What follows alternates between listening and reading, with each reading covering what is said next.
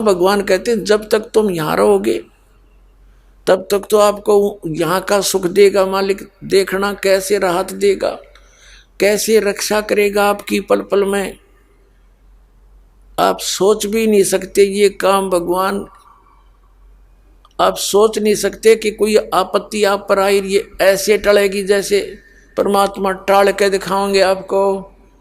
आप सोचते ही रह जाओगे हे भगवान सचमुच ये पहाड़ जैसा दुख और कैसे उठा कर रख दिया एक तरफ ने।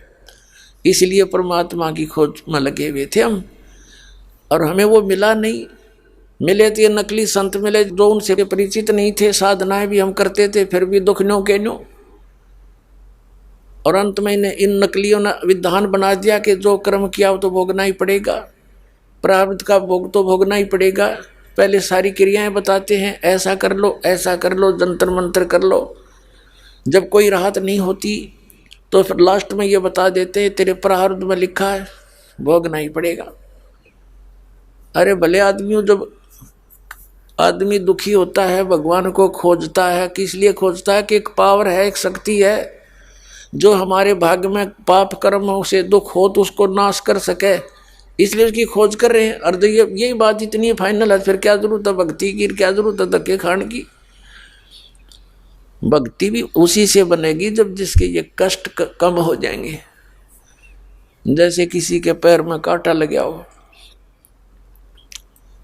और कांटा लगा हो किसी से पूछे भी मेरे पैर में दुख बहुत है, पीड़ा है, किस कारण से है, वो इतना तो बता दे उसने साफ सूफ करके देख के कि तेरे पैर में कांटा लग कर टूट गया गहरा, जिस कारण से पीड़ा है, और उसके पास उसके निकालने का कोई साधन है नहीं, तो वो ये कहे कि जूता पहन ले, कांटा तो नहीं निकल सकता, भविष्य में कांटे नहीं लगेंगे।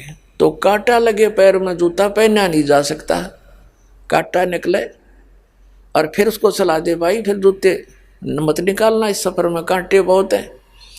तो फिर इस डर से जूते पहनेगा ये भगवान, कहीं फिर बिजली ना गिर जाए, वो फिर उस पूरे सफर में जूता नहीं निकालेगा क्योंकि वो कांटे की पीड़ा से परिचित हो चुका है। इसी प्रकार जिन पुण्यात्माओं के आज कर्म के कांटे इतने लग गए, बगैर जूतों के घूम रहे हम।